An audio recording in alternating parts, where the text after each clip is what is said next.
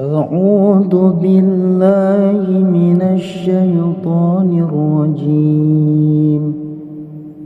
بسم الله الرحمن الرحيم.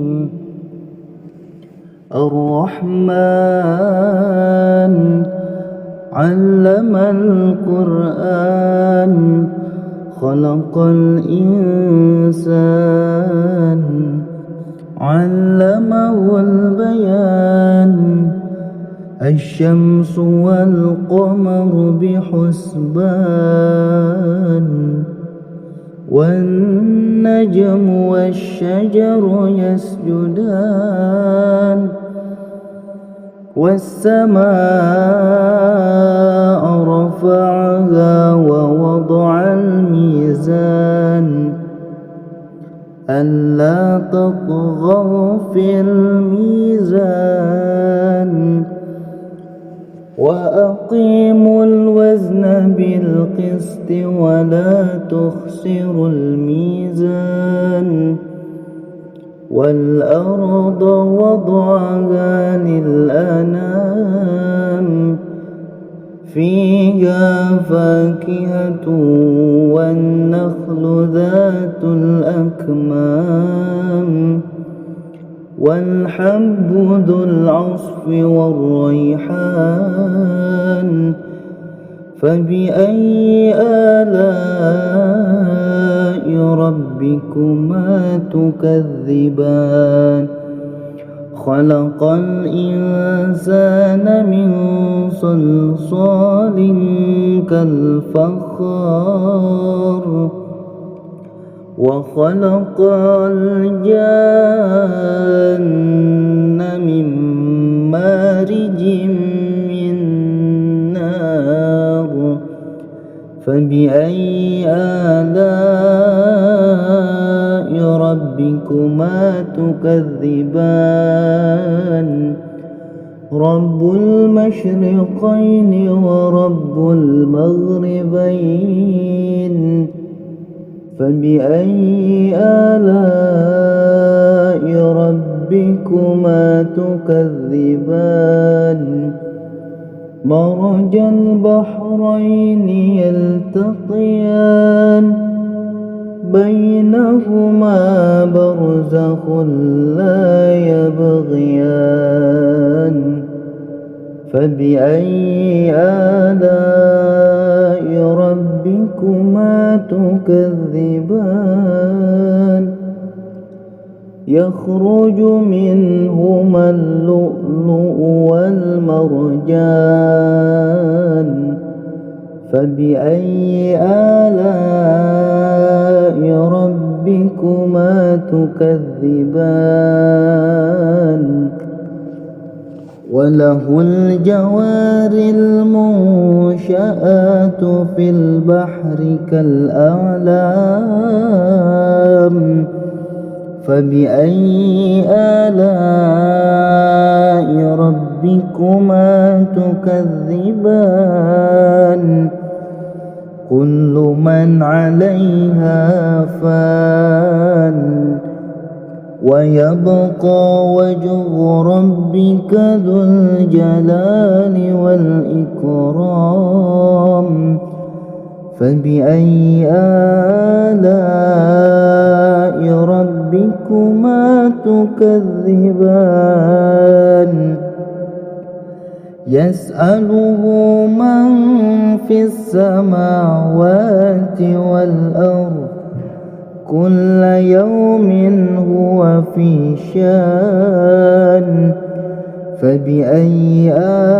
آلاء ربكما تكذبان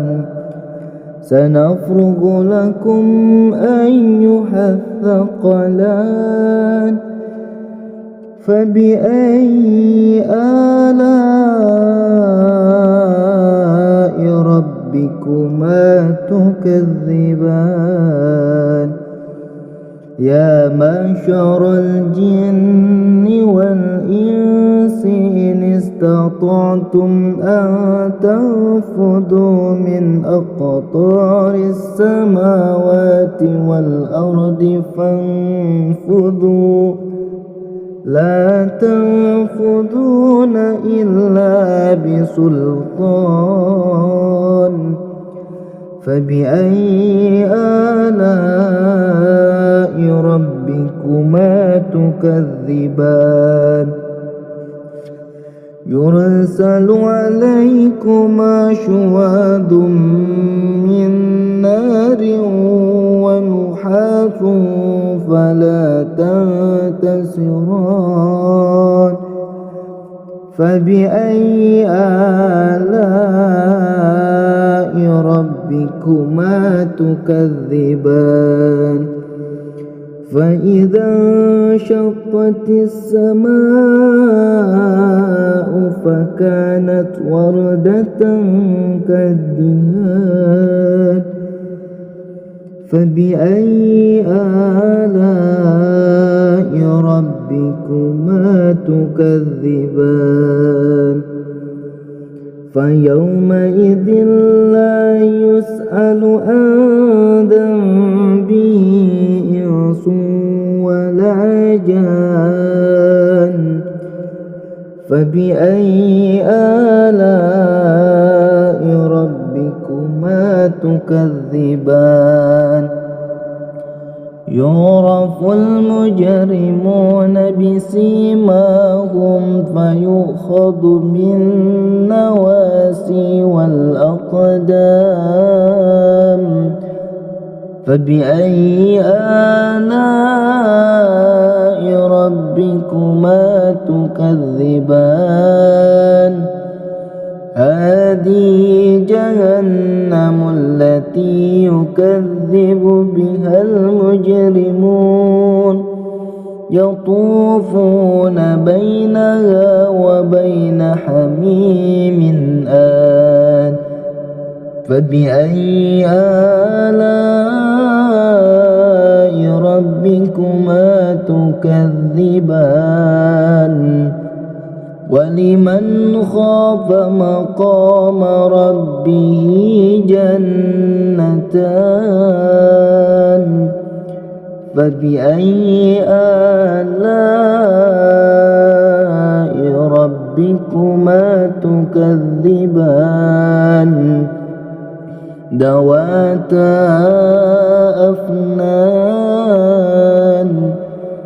فبأي آلاء ربكما تكذبان فيهما عينان تجريان فبأي آلاء ربكما تكذبان فيهما من كل فاكهة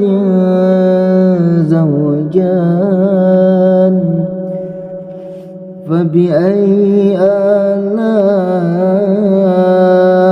ربكما تكذبان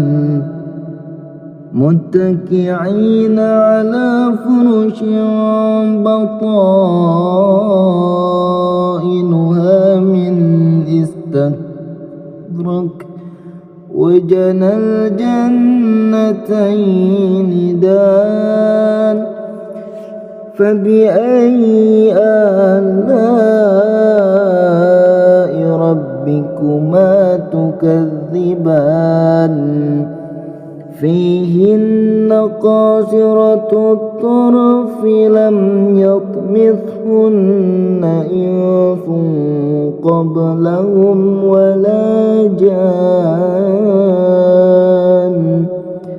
فبأي آلاء ربكما تكذبان كأنهن الياقوت والمرجان فبأي آلاء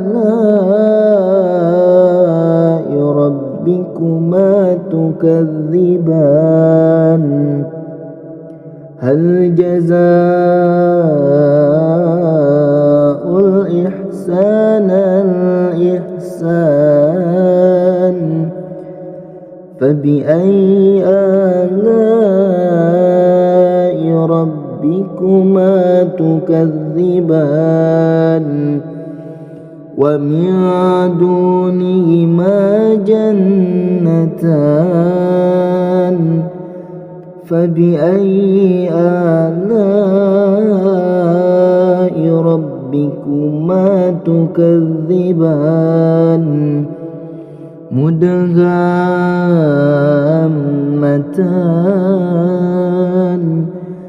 فبأي آلاء ربكما تكذبان فيهما عينان تضاختان فبأي آلاء ربكما تكذبان فيهما فاكهة ونخل ورمان فبأي آلاء ربكما تكذبان فيهن خيرة حسان فبأي آلاء ربكما تكذبان حور مقصورة في الخيام فبأي آلاء ربكما تكذبان لم يطمثهن إنس قبلهم ولا جان فبأي آلاء ربكما تكذبان متكئين على رفرف خضر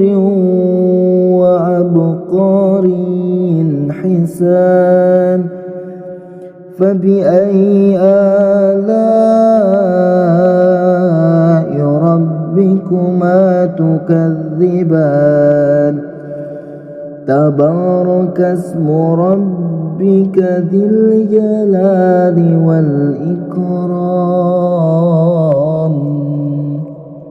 صدق الله العظيم.